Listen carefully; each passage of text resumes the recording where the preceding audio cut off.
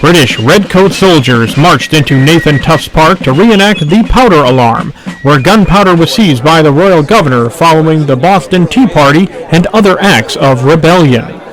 Sunday, September 1st, 1774, is kind of ironic. 250 years later, it's the same day, Sunday, more than 250 soldiers under the command of Lieutenant Colonel James Madison's 4th Regiment of Foot marched from Boston Common to Long Wharf.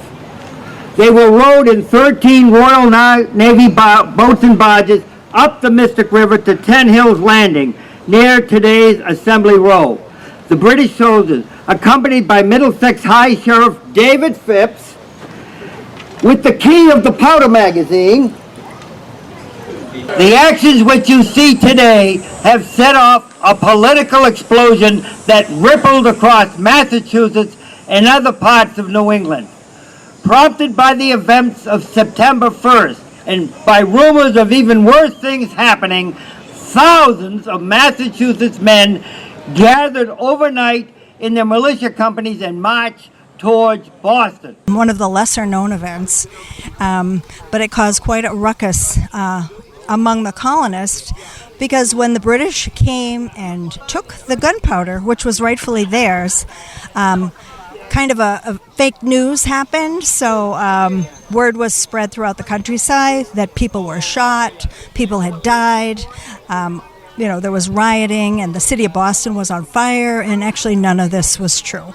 But what it did do is it got all the countryside to come together, all the Minutemen, and assemble in Cambridge on September 2nd.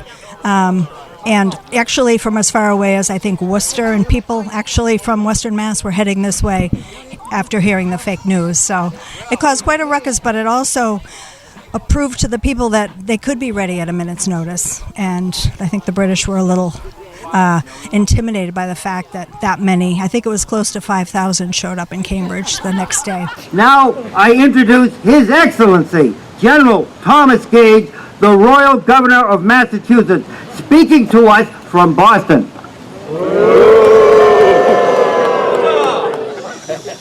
Thank you.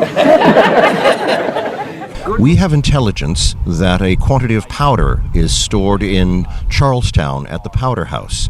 This is the provincial powder. I am the governor, and I've decided that it needs to be kept in better hands. We are attempting to prevent bloodshed, prevent strife, and I would say that taking away the means for strife and rebellion from these people here in Massachusetts is the wise course. So we will be acting overnight and arriving in here in the morning, as you can see, to seize the powder and bring it back to Castle William.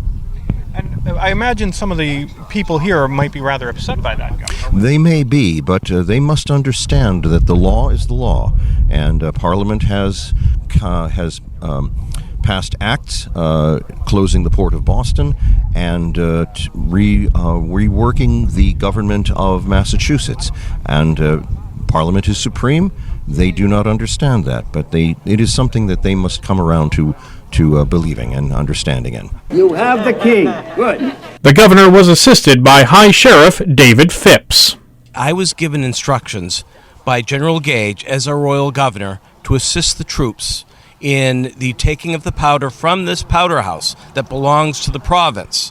And he's the governor of the province, and he is a representative of the crown. So it is my duty as High Sheriff and as a colonel of the militia of this province to assist his troops in any way possible and to obey his orders. And that includes seizing the powder and bringing it to Boston for safety's reason, because the rest of the towns have emptied that powder house of their powder, and we feel that it would be most dangerous for this powder to be seized as well and distributed for what looks like could be for rebellious purposes. I am merely obeying the orders of the royal governor. This powder alarm helped to establish two things, I think. Number one was the alarm system that would later be used for Lexington and Concord.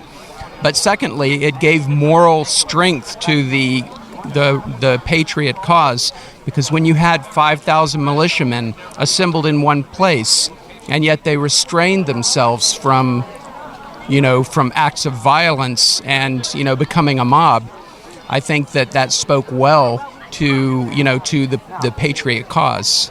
It gave them an opportunity to demonstrate restraint and order, when there are thousands of militiamen here, and there actually was no fight. They came to a fight, but there was no fight, and they behaved well, and that was a good thing, because the Patriots were being accused of being a mob, a violent mob with no order, anarchy, and yet they proved otherwise, during the Somerville powder alarm.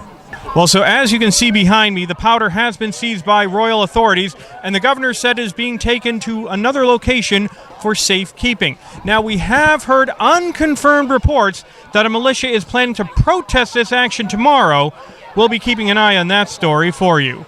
Reporting from the powder house at Charlestown on the Neck, a.k.a. Somerville, Dan McCready, WATD News. Huzzah!